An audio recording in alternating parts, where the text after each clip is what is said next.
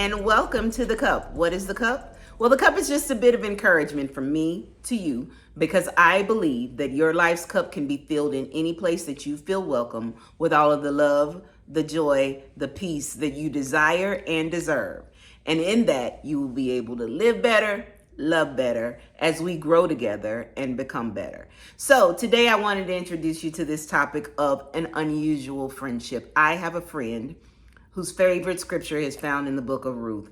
And it's just so random the way she used it. We could be having a conversation that she just doesn't agree with, and then she'll just blurt out, "Don't urge me to leave you." Because in this story in the book of Ruth, there is a mother-in-law and a daughter-in-law. Naomi is the mother-in-law, Ruth is the daughter-in-law.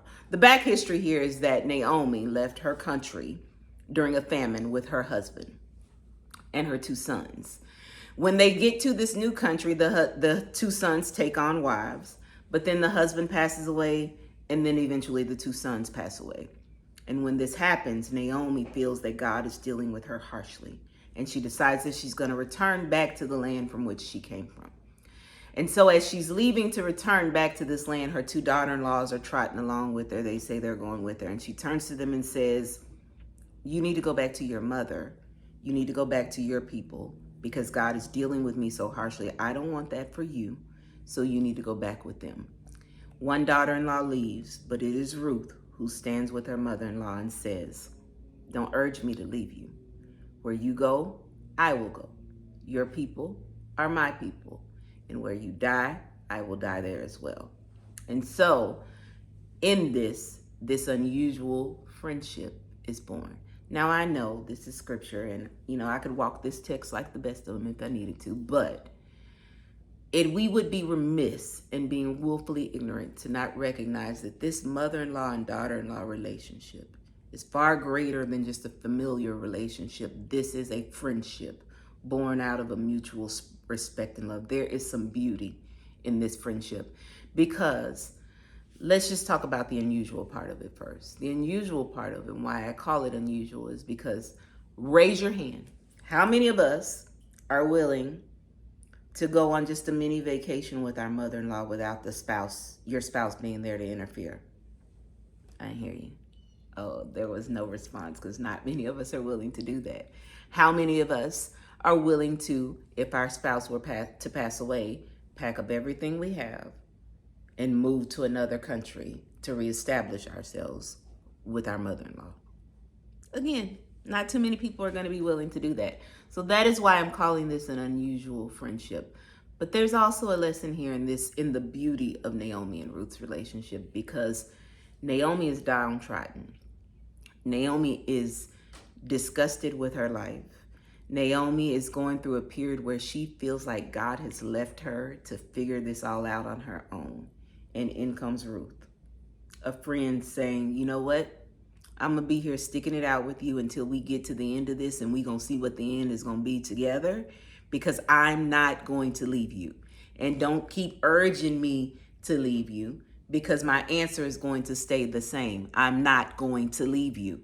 So think about that in your own life, how we are sometimes discarding of our friendships because they don't call me as often as they used to, or she is acting funny, so she must not want me around, when really what we should do is take a step back and say, is my friend in trouble? And do I need to stand beside my friend and let her know that no matter what happens in this storm, no matter what wave we hit, I'm going to stand right here beside you, and we're going to see what the end is going to be of victory together. So fast forward in the story, Naomi and Ruth go back to Naomi's old town, and in that, now Naomi doesn't have a covering. She's got some land, but as a woman, she can't do anything with the land because she needs a covering of a man to do that. So she sends Ruth out into the fields, and she knows she's going to a field that is a distant relative of the family, and she needs Ruth to get recognized there. So Ruth comes back home and says, "Hey, he saw me, and this is going to happen." And she says, "When you go back, then, make sure that you spend the night laying at his feet, dress yourself up so that he'll know who you are." So in walks Boaz into the picture. And we often hear the story of Ruth and Boaz has been this beautiful love story, but I want us to take a deeper look into this, as this unusual friendship has now become a mentorship for Ruth, for her to catch the eye of Boaz. And so Ruth does what Naomi suggests, and she goes and gets herself together. She sleeps at the feet of Boaz. When he wakes up in the morning, he asks her, why is she here? Well, he actually wakes up out of his sleep in the middle of the night. He asks her, why is she here? She explains it to him, and he says, there is somebody who is kin to you, who is closer in kin to you than I am. So why are you here to me? And I think there's a lesson to be learned there too as well, because oftentimes we get ourselves stuck in this space where we think that the people that are in close proximity to us should be the ones that are rescuing us. B, we think that there's this thought process of this new generation of no new friends, right? Like, you don't need no new acquaintances. You can make it with all the people that are in your life right now and let those people be your help. But here we see two different situations where Ruth and Naomi have formed a new friendship. Ruth is going to Boaz and he's saying to her, I'm not the one that you should be coming to help you with this. You got somebody that's closer in kin to you than I am. But then he has a change of heart where he goes before the town and says, if the next of kin is not going to do whatever they need to do, then I'm going to step up and take care of paying off purchasing Naomi's husband's land and taking care of Ruth. And so in that, there is a beauty in this story that I think we all can benefit from to make our lives better, is that being open to opportunity that doesn't come to you looking the way that you think it should. And then B, understanding that no matter what has happened to you in your life, God always has a plan for you to reestablish yourself and reclaim your identity. Because here, as this story goes, Ruth and Boaz actually end up getting married, and Ruth has a son. And when Ruth has this son, the people in the town that had once looked at Naomi as here she come back all depressed and downtrodden and broken, poor and broken down, now rejoice, saying, God has given Naomi a son. Now think about that. This is Ruth's baby. But the people are saying, name him Obed, because God is giving Naomi a son. So the thing that Naomi thought that she'd never recover, because she actually said to Ruth and her other daughter-in-law, if you go with me and I meet a man tonight and get pregnant, it's still going to be this long before that child gets of age to become your husband. So why in the world would you waste your time? And here we have a complete reverse course where Naomi is now a grandmother, but the people in the town see her as having been gifted with a son.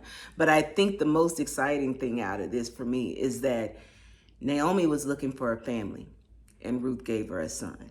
Well, God gave her a son. Ruth is looking for a husband and God gave her Boaz. But God is looking for a vessel to bring out the lineage of Jesus. And so what happens in this moment is Ruth has a baby named Obed. Obed is the father of Jesse, and Jesse is the father of David. So from this unusual friendship births the lineage to bring forth Jesus. So I just think that if we take this for being what life has to offer us when we're not closed-minded, when we recognize that there are people around us that God has given to us to help fulfill the purpose and plan for his life. They may not be the people that you think they should be, but there are people there. And so once you grab hold to that your life is not a sum total of everyone who left you, but it is everyone that God has given to you to get you past those down spots, past your depression, past the moments where you feel like you lost it all and will never recover. It's not about who left you. It's not about what is no longer there. It's about you taking what remains and taking what he puts in front of you and moving that forward so that you can realize this full life, the better life that I keep talking about that we all deserve. So my prayer for you is, once again, that your cup brims full, that beauty and love chase after you, and that this space becomes a welcoming environment for us to grow together, to become better, so that your life is one that you can always live and say that you have seen the goodness of the Lord in the land of the living. Now, my wish for you today is you go out and have an amazing day, and I am going to see you later.